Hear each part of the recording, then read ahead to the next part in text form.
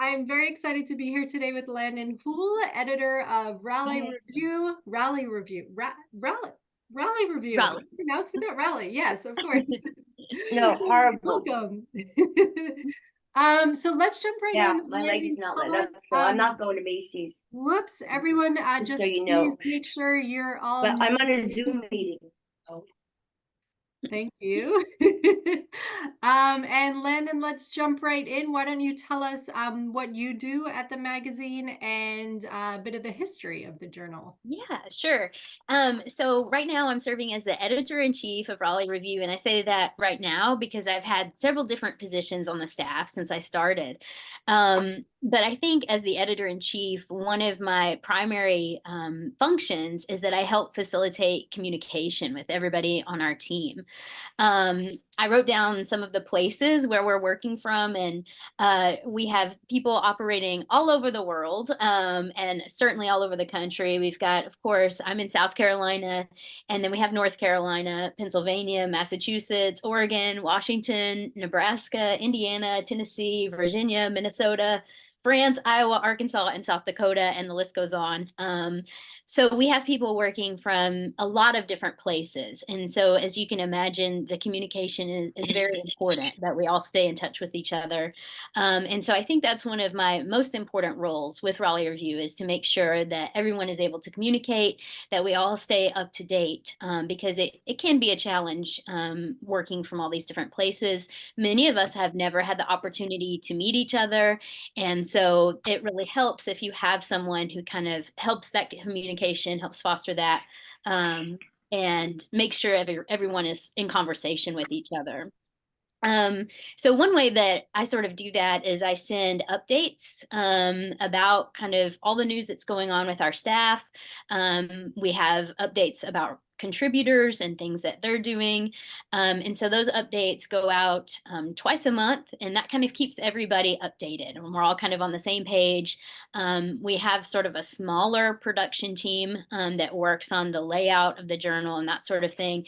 And so I update the whole editorial team about where that process is.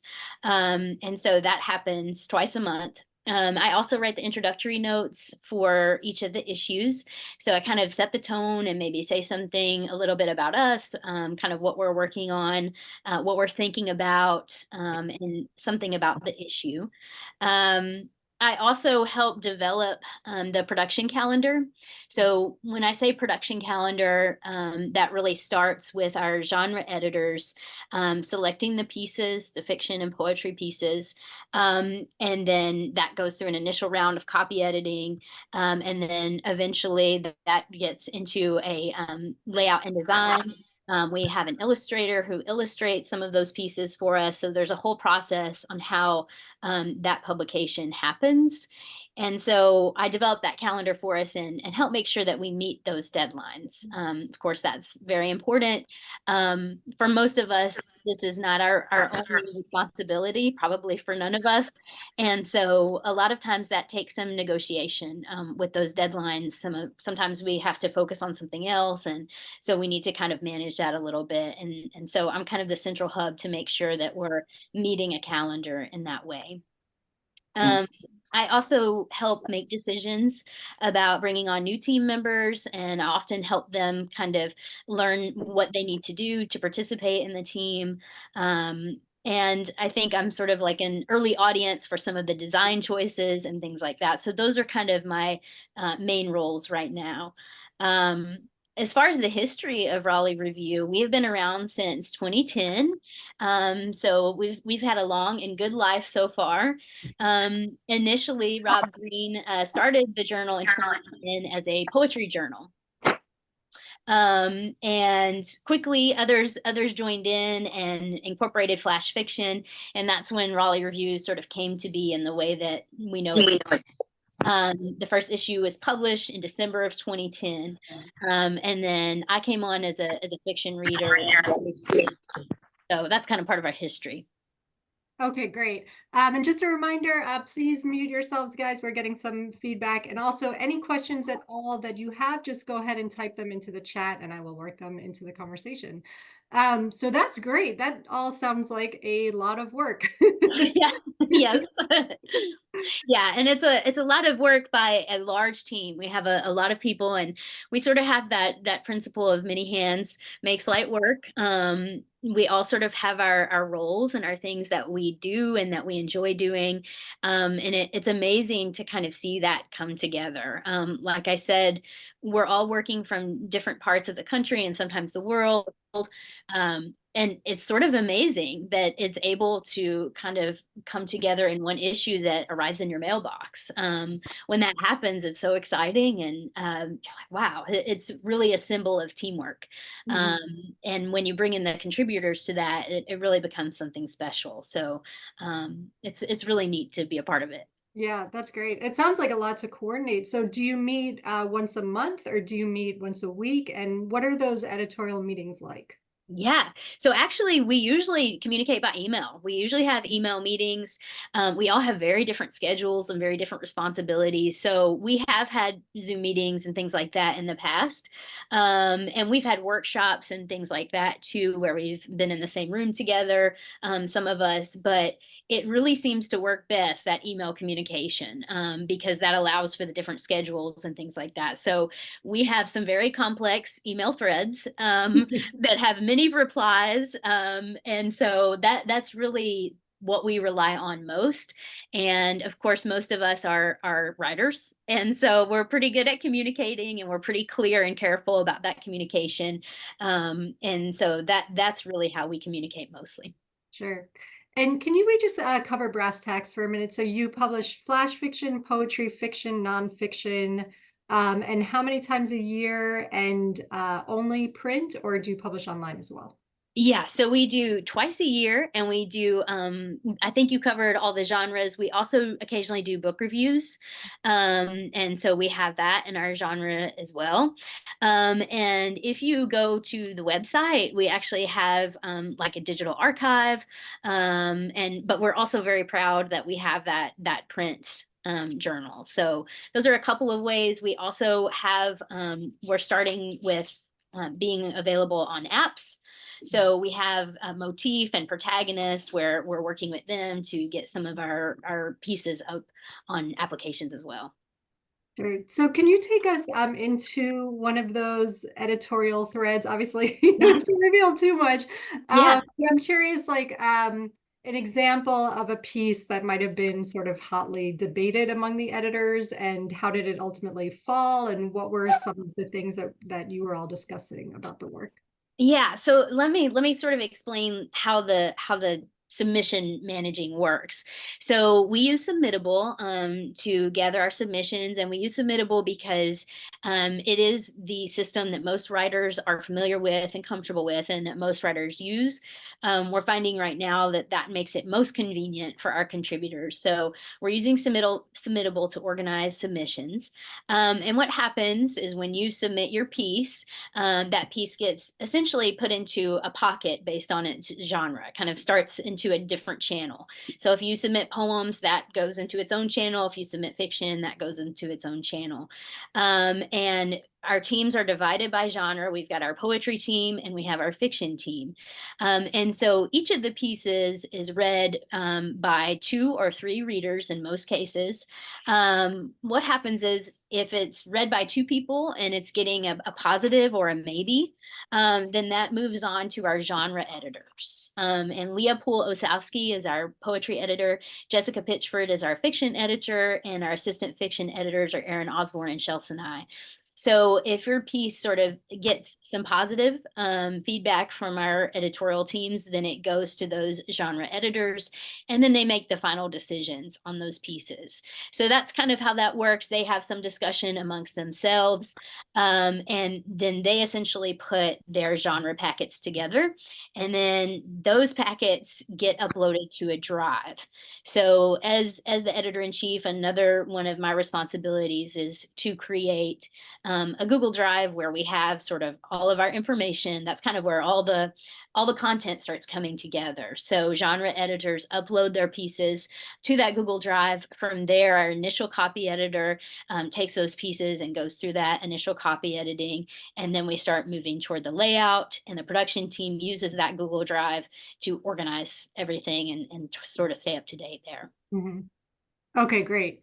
So the other part of the question is the sort of contentious email thread, or what is an example of a work where there was a lot of debate about whether or not it belonged in the issue? Yeah, I mean, I don't really have access to that because that happens in the genre teams.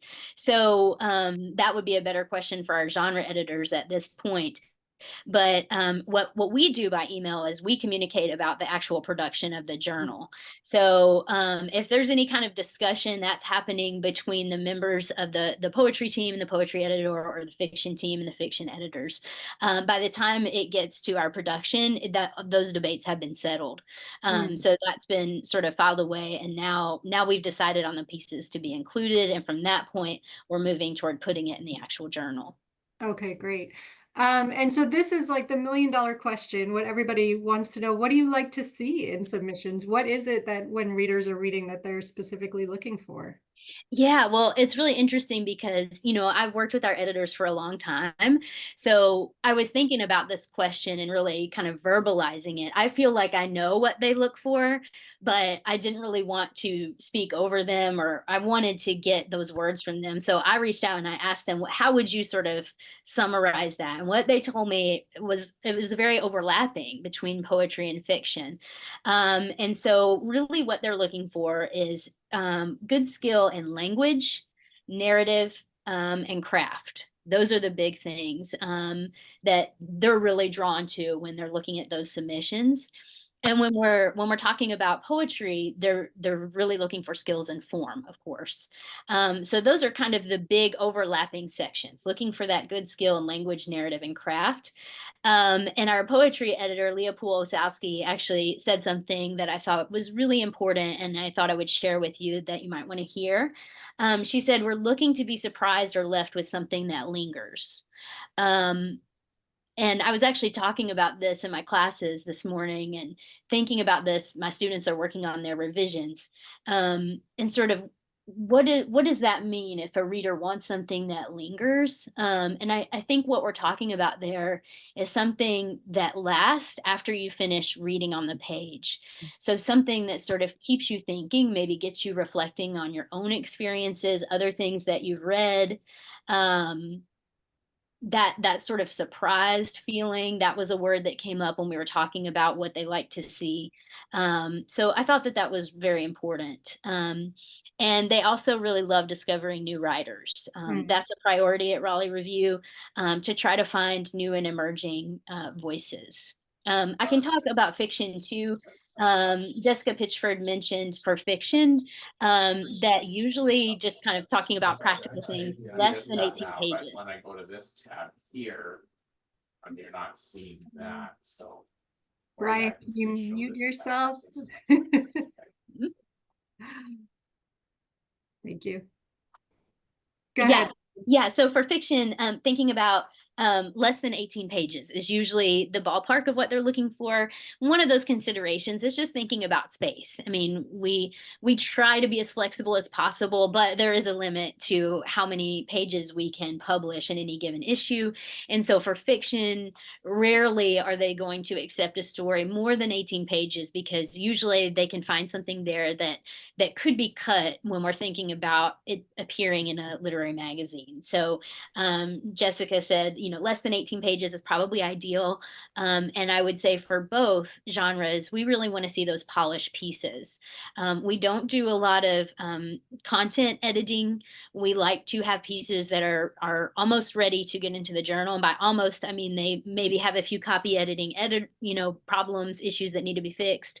Or maybe there's one small part of the story that we feel like a sentence might fix it, but we really want to see polished pieces by the time they reach our desk. So those are some of the things that they're looking for. Yeah, that's really helpful. Thank you. It's also really interesting. I haven't heard other editors that many editors say that they're looking for skill, which it's so, yeah, I mean, it's I think we tend to think of the readers looking to have like some kind of emotional response to the work, or like a connection to the character, or maybe you're pulled in by the imagery, or you're just in a state of suspense reading the story. But looking for skill, that's really interesting. Can you say a little bit more about that? Because I think I imagine there's like, you don't want to see like a perfectly crafted work where you can sort of see the machinations in the piece, Mhm. but Mhm. like, can you tell us more about like looking for skill in the work? I just think that's really interesting.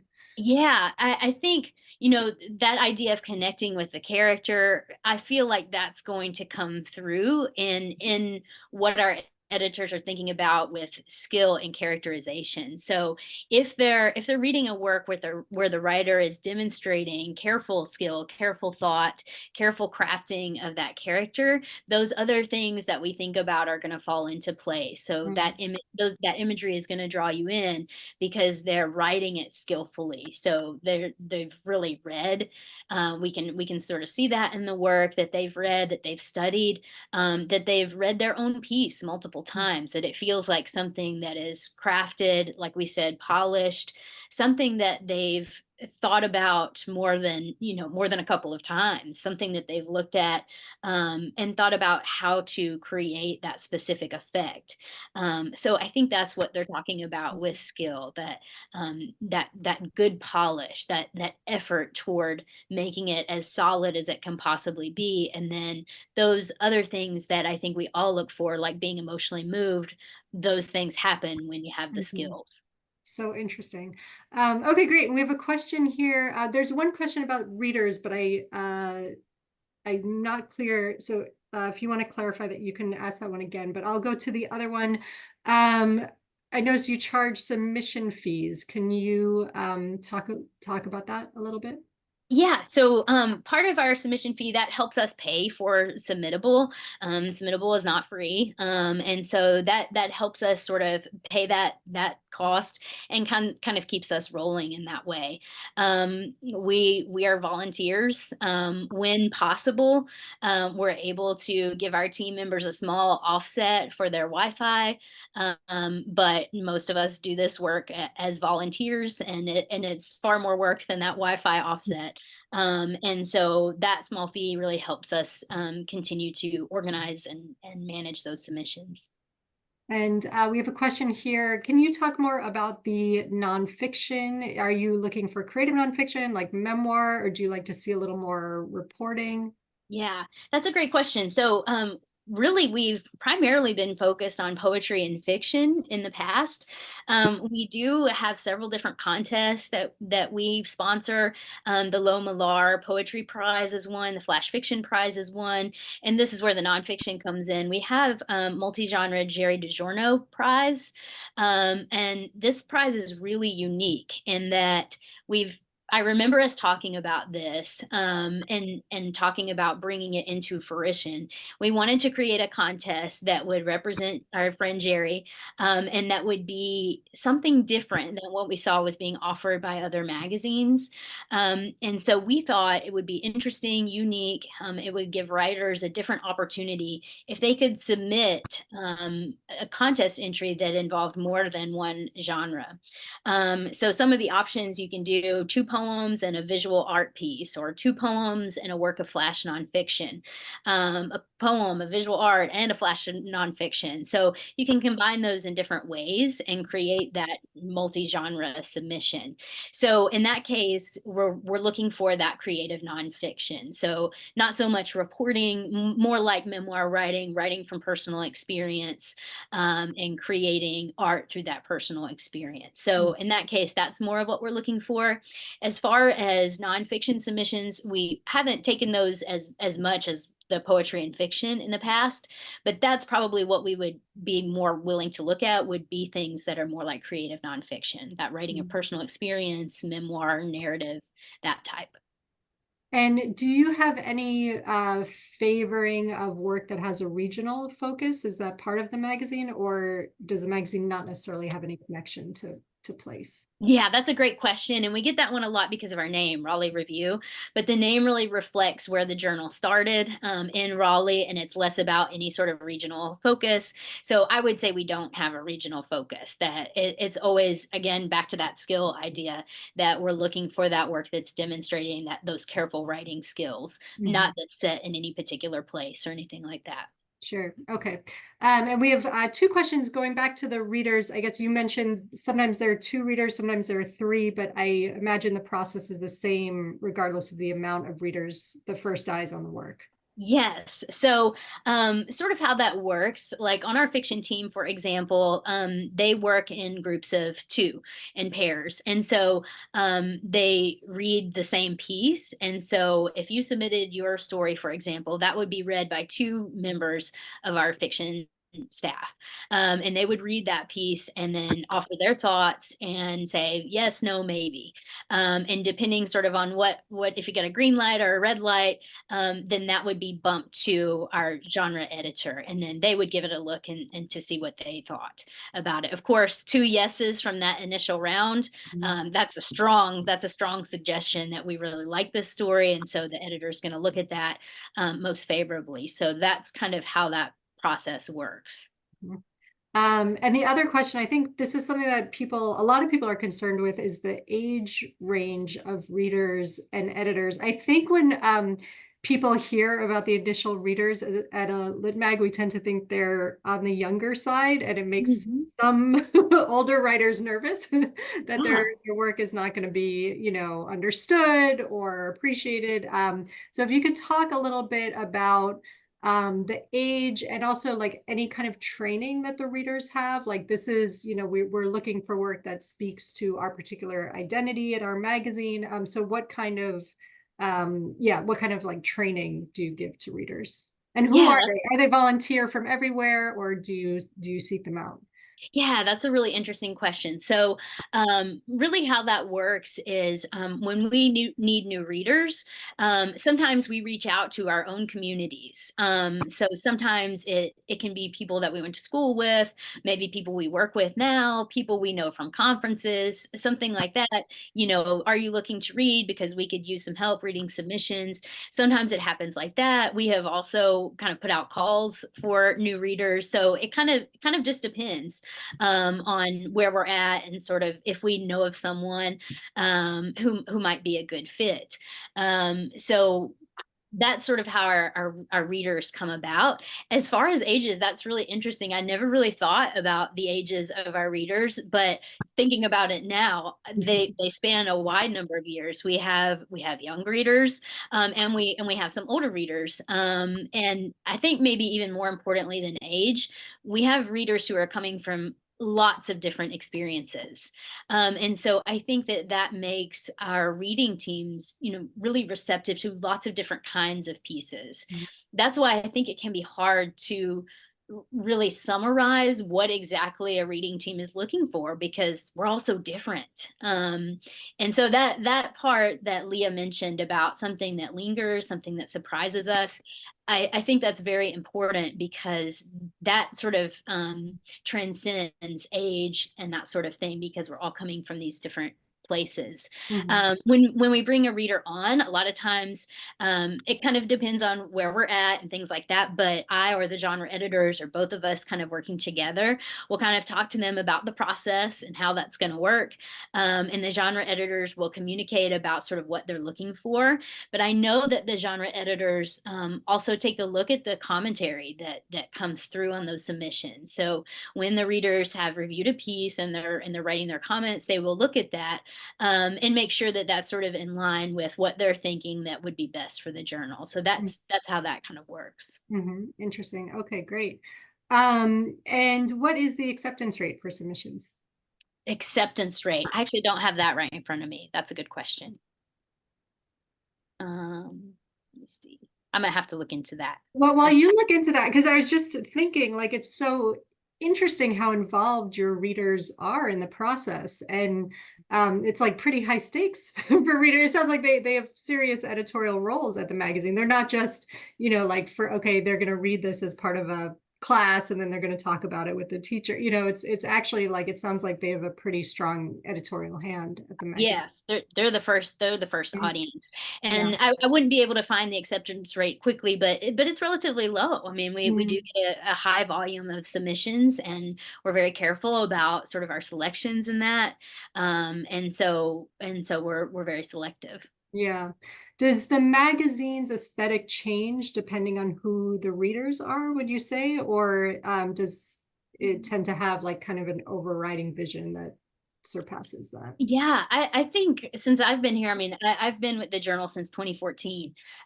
So I do feel like Raleigh Review has its own sort of distinctive personality that's lasted as we've seen staff changes and things like that. I do feel like it's always sort of about the striking quality of the work, and that has lasted. So I do feel like it's fairly consistent over the years. Mhm. That's cool. And a question, just what is the circulation of the journal? I would not have that number either. Okay. That would be a good question for Rob. If you want to send those to me later, also I can Okay, write up. that Yeah, would that's be great. fine. And a question, I think a lot of writers want to know this from editors. How backlogged are you and how soon do you respond? Wow. Yeah. Let me just write down those numbers. We do pretty good on our response rates. That's always a priority. Like, we're aware of that. As I mentioned earlier, so many of us that work on the journal are writers, and so we know what it's like to wait on the other side of submittable and to refresh and refresh again and to log out and to log back in.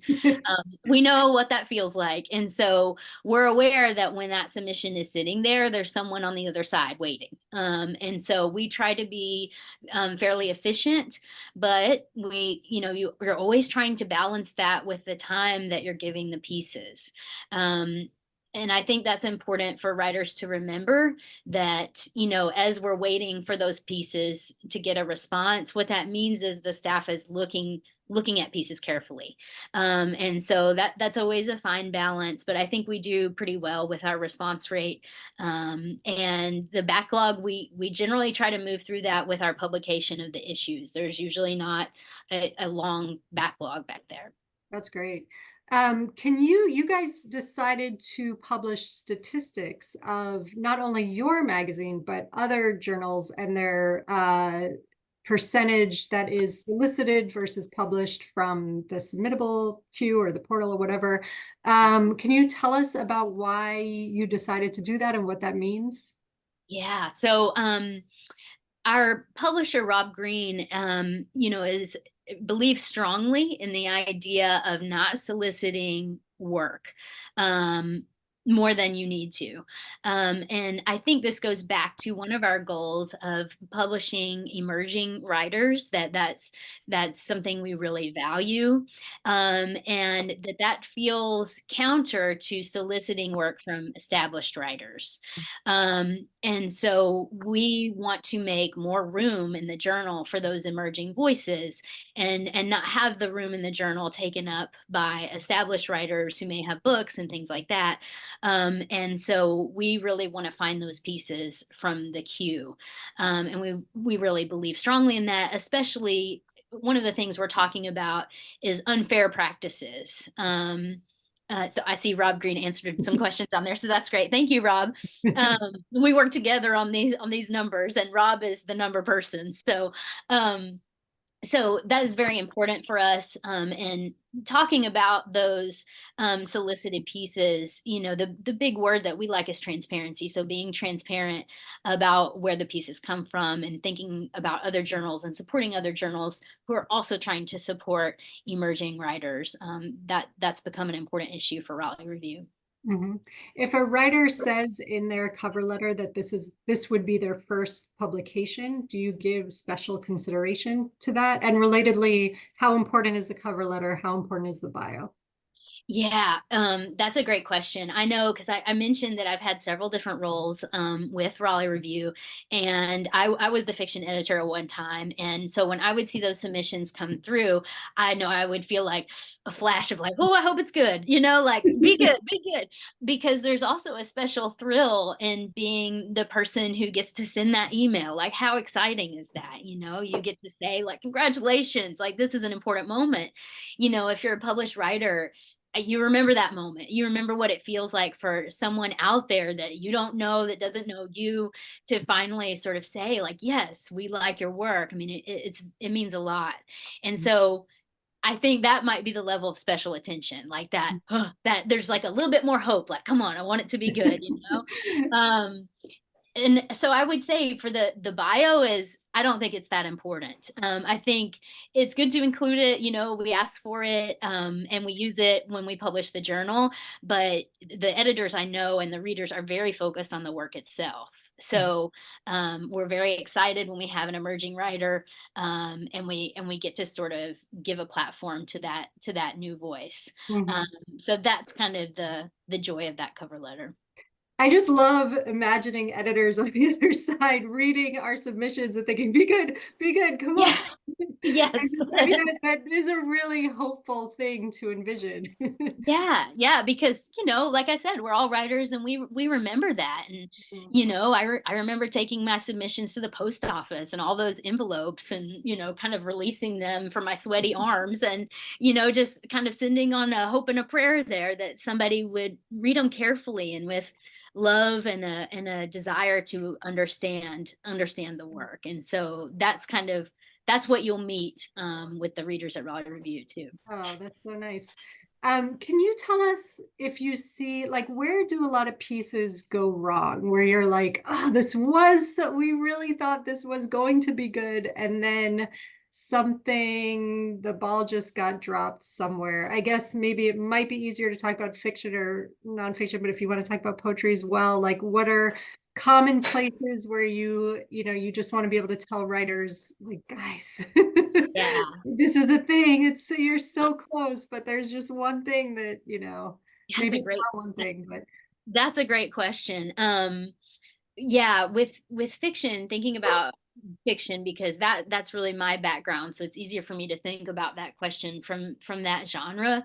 Um, Sometimes you get the impression that the writer was worried that not enough was happening in the story. And then something sort of really outlandish to the point of being unbelievable will happen. And you kind of feel like the writer was thinking maybe they weren't engaging the reader as much as they should. So I better do something really, kind of to make their hair blow back. And so that's a time where I feel like a story can kind of go wrong. And I think that's some of our own anxieties as writers coming through. Like, is a reader going to be interested in this? And part of that is also coming, of course, from TV and movies, mhm, and wanting an audience to be engaged and thinking there's not enough action. So I think that would be sort of an important moment mm, where a story can make or break itself, is kind of how I would think of that.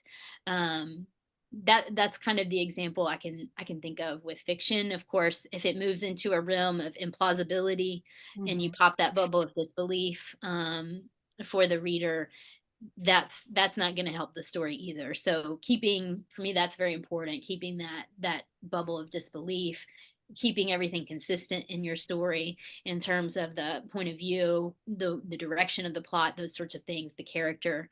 mhm. That would all be very important. Yeah, that makes sense. And a question here about diversity efforts to attract underrepresented writers or to read with that in mind as you're going through submissions. Mhm.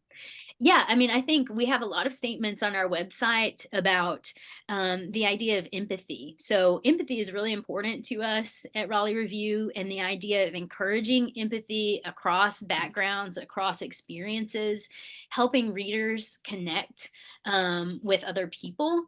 And I mean that in the way that a reader of our journal connects with the contributors, they connect with the characters, with the speakers of the poems. Um, But then I think the hope is also that they connect then in a different way with people in their real life.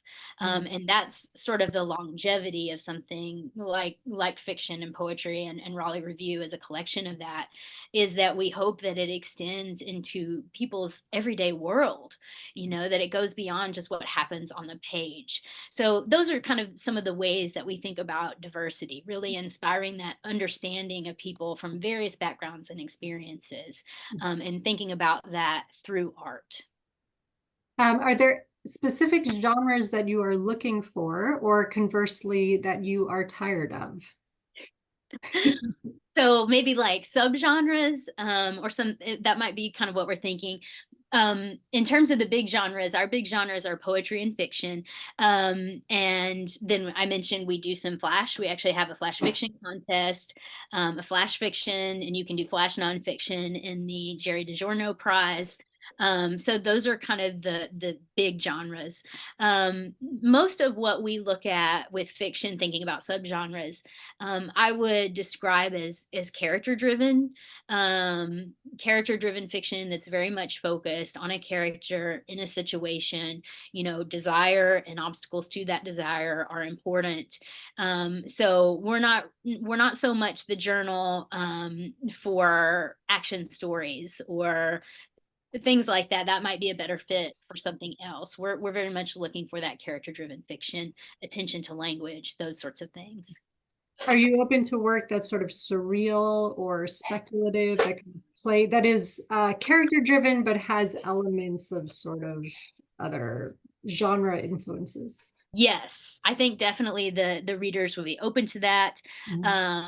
Thinking about that, still that value on character, but yes, definitely if there's sort of magical realism or something like that, that's handled well. Again, we're back to that skill idea. I think the teams are very receptive to those genres. And then two questions that are sort of related. What topics do you receive too much of? And are there genres so are there things that maybe you can tell us, like, are there a lot of things that you're seeing that you just want to tell people is, please stop sending us, cowboy romance. That's not what we do. Or stop sending us, stories exclusively. Everyone thinks we want stories about the South, and that's not only what we do. Or so is there something like that you're seeing a lot of that you just don't accept? And then also more broadly, are there topics that are sort of trending right now in submission to you? Yeah, from what I've seen, there's a lot of, we see a lot of coming of age work. I mean, but that comes around a lot in literary, like in published books too. So I think that those types of stories, while we do see them a lot, they never get old. We really don't get tired of them, and they're always done sort of, when they're done well in a new and different way, that sort of makes us reflect on our own experiences a little bit differently. And so while we may see something like the coming of age story, again and again, when it's handled well and with skill, it feels new. And so, nothing really comes to mind as far as things that we're tired of seeing. And I would almost be afraid to say something like that, because if I were to say, yeah, we're tired of seeing coming of age stories, I think that would be severely limiting, because I believe that there are still many, many, infinity. Oh, Landon just froze. Am I frozen?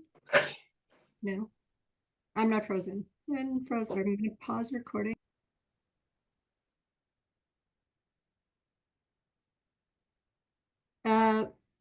Landon, you cut out there for a minute. Okay, I think we missed some of what you were saying, but the gist is, like, you're reluctant to say that you're seeing too much of any particular thing. Right. Yes. Because I wouldn't want to, I still think there are so many of those good stories out there, and I wouldn't want to lose any of those. That makes sense. And there's a comment, you are not frozen. I just find that funny. Thank you. And poetry, can you talk a little bit more about the kind of poetry you are most and least interested in receiving? Yeah. Now, as far as the specific types, I do think that would be a better question for our poetry genre editor. Um, But I know that when I talked to her recently about the poetry that she's interested in, one of the things that I thought was interesting is that she is sort of focused on narrative. Like narrative came up in reference to poetry, Mm. and so I think that might be important for submitters to know. But I think form in general. So thinking about the forms that a poem could take, I think that our poetry team is really interested in how writers are using forms Okay. and thinking about that as they craft those poems. Mhm. And so the magazine, you don't publish work online, which I think to many writers, like now we're so accustomed to having our work online and we just want to be able to share it. So can you talk a little bit about the kind of promotion that you do or where people would be able to get the magazine? How do contributors share their work and how do the editors promote the magazine once it's out? Yeah. So the best place to get the journal is from our website and to get a subscription. That's the best way that you can get the journal. You have probably all gone into a bookstore and seen the narrow section that is literary magazines, right? It seems to be shrinking smaller and smaller. So the website is our best friend when it comes to distributing the magazine. We also have, a reduced rate for contributors, so they're able to buy additional copies to get those to people that they want to see the journal. So those are the best ways that we have. In the past, we've also had some readings and things like that, usually in Raleigh, where people, that's probably where the most of our staff is. I was trying to think about a way to say that in numbers, but there's more than one person in Raleigh, and some of us can get to Raleigh at times to gather to have a reading. And so in the past, we've done some readings to promote the journal. We had an anniversary reading. And we've also had workshops and things like that where we promote the journal. And then, of course, we have social media and things like that where we share information. But the website is the best place. And do you have sibling magazines that you sort of think of the identity of your magazine is kin to other magazines? It's interesting. I never really thought about that. Um, I never really thought about that. To me, we're so focused on the idea of publishing good work, which I know is not unusual for magazines. So that would sort of be what we would have in common with so many other magazines. I've never really thought about like if we have one that's like what we do. We're kind of just focused on what we're doing and finding that work that moves us, because experience shows that if it moves us, it's going to move our readers and it's going to move other writers. And so that's always sort of been our mission at Raleigh Review. Mhm. Do you have I think editors are in a really interesting place right now with like all the plagiarism stuff that's coming out and also the AI concerns. Are these conversations that you have among your staff about how to approach these things? Yes, so we've talked a bit about AI. We've added some language in some of our documents about AI. This is a tough topic. It really Mm. is. I think we're learning along with everybody else. As a teacher of English and creative writing, I'm struggling with this in the classroom as well. How do we handle it? How do we always know? Sometimes it's hard to tell. Um, and I do think we put a lot of faith in our submitters, and our kind of read of the quality of the work. And I think that's something we'll continue to kind of look at as the submissions kind of roll in, and seeing how that sort of takes shape as far as what gets submitted to us. So far we haven't experienced issues with that, but of course we know that that's a possibility. So it's out there, but hopefully we can continue to find those good writers Mhm. who aren't computer generated, who are trying to do good work. That's the goal. Yeah. And can you also tell us some common reasons why work is rejected? Yeah.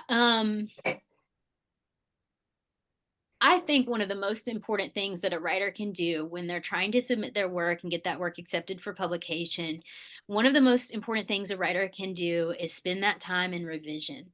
Mm. I think that when the reading teams and the editors see a piece that could be really good, but has maybe not been carefully revised, that maybe is not as rich in terms of depth as it could be if it had some more layering going on, and that often happens in revision. I think that that's something that a writer could do to increase their chances of getting that acceptance, would be carefully revising that work, and like we mentioned earlier, polishing that work so that it could be a piece that we can, with a few comma changes and a few capitalization errors, we can put it in the journal. Mm.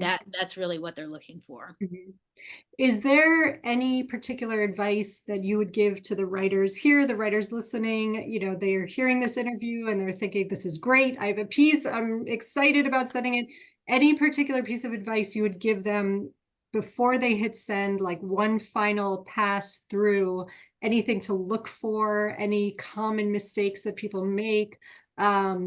Start with a strong verb, or hit us with the imagery right at the beginning, or like any kind of advice. Yeah. Kind of my first piece would be sort of earlier than that, and that would be try to get your hands on the journal. Mm. So to just really understand if you think your work will be a good fit or not. That's probably something we've all heard before, but I think it's worth repeating, that just getting your hands on a copy of the journal, maybe getting a back issue at a slightly reduced rate, and I think that's true for all magazines, to try and get a sense of what kind of work the editors are appreciating, and thinking about if your work fits that description. That's one of the most important things you can do, and then trying to target those places that publish similar kinds of work. As a writer, I often write in rural settings. That's my background. And so I will often look at a journal to see if that's something that I even think they'd be interested in, because some journals don't seem that interested in it. So is that something that they might be looking for, that they would be glad to have in their journal? So that would be sort of an early piece of advice. I think also really looking at creating those sharp scenes.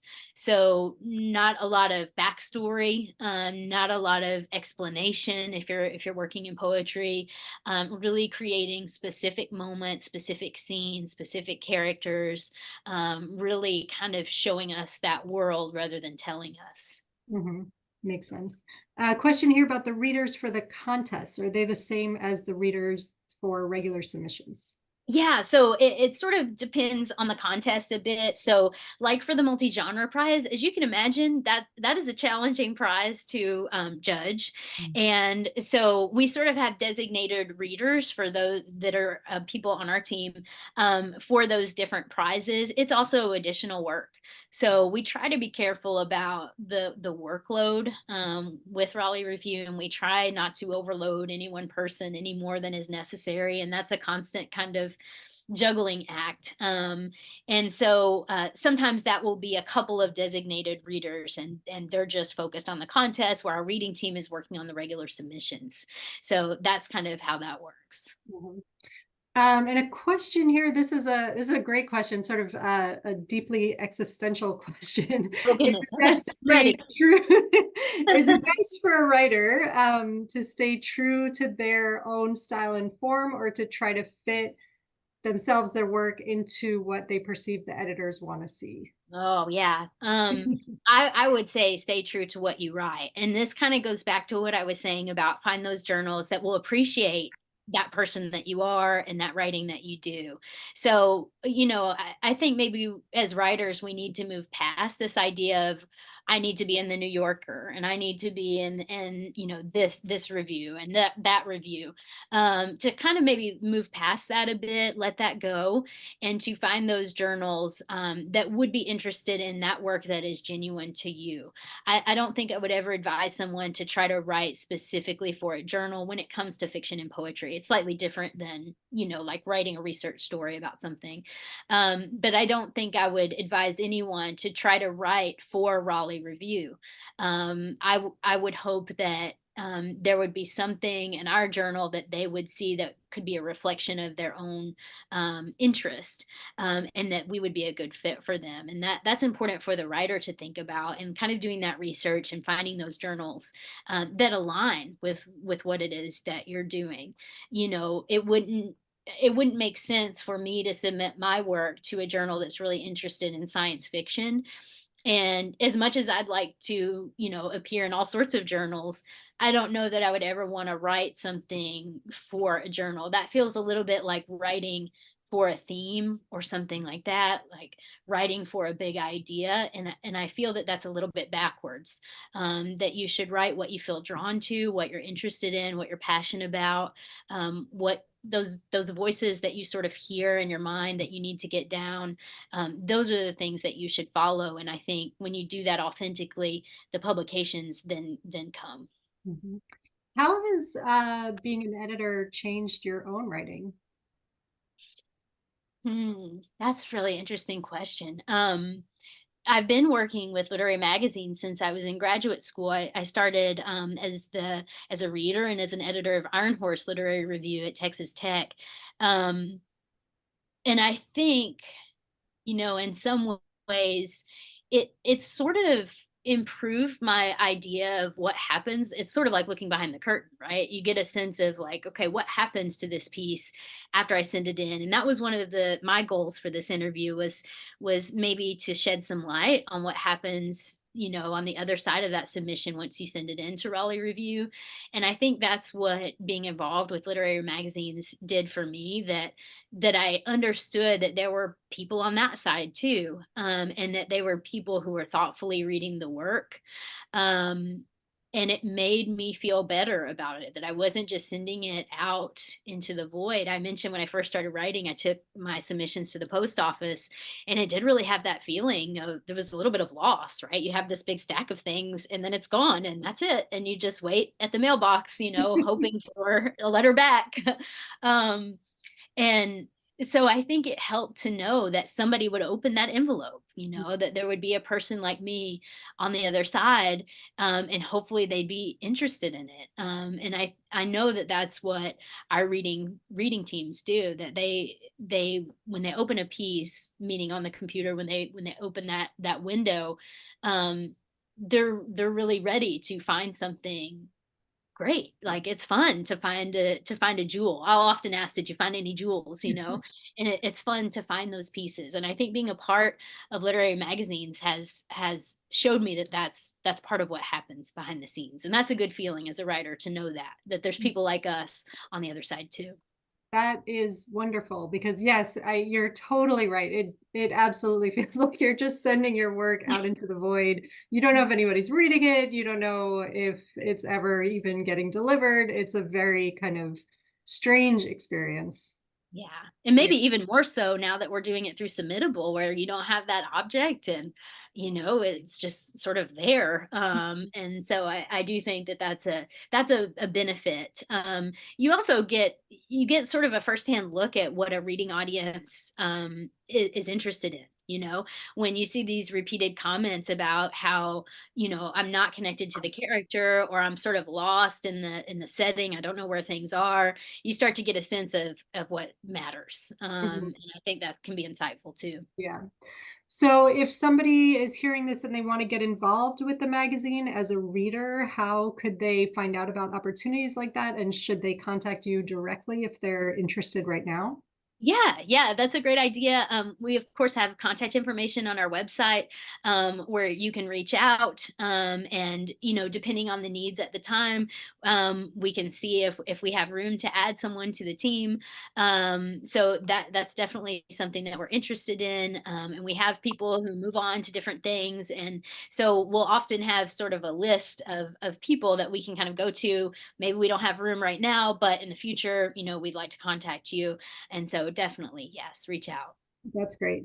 And one final question. I ask this to all editors. What keeps you motivated? You mentioned you're also a teacher, I think, is a full-time job. Yes. Yes. And I'm sure you have other things going on in your life. So what keeps you going? What keeps you inspired to do this work? We know it is a lot of work. So what keeps you at it? That's a great question. Yeah, so I'm a professor at Francis Marion University, and I'm also doing this work for Raleigh Review. But one thing I'll mention, when I first started in 2014, I had not yet finished my PhD. I was trying to work to finish that degree. I had moved away from the college where I was going, so I was finishing at a distance. I didn't have a job at that point. I was very isolated in a new place where I had never lived before. My husband actually came home and said, "Hey, I saw this posted, that they're looking for readers at Raleigh Review. It sounds like something you could do." And I thought, yeah, I could do that. And so I remember sending the email, and that's how I really started. And for me, Raleigh Review it felt like a hand up. I really felt like I needed that community at that time. I had lost sort of my community from grad school. We were all moving to different places, and Raleigh Review really gave me that opportunity back. Like, I felt like I had a place to sort of do this work that I really enjoy doing. And that's always been a big motivation, that even though we are working from all over the country and sometimes the world, we are a community, and we lean on each other, for various things, and we talk about experiences, and we probably most importantly share the work together. So kind of no matter what's going on, we have this place where we're doing work and we're doing it together, and that's very motivating. And we all kind of have our special kind of role in this big project that we do twice a year. And so you want to lift everybody up, you want to lift up the contributors, you want to do your part to make sure that the project gets completed, and that's very motivating. And it's amazing the friendships that we develop even when we've never met. Yeah, So we really lean on each other. that's beautiful. Well, thank you very much for taking the time today. Yeah, thank you so much. I really appreciate everybody coming on. Thank you for being here. Thank you, everyone.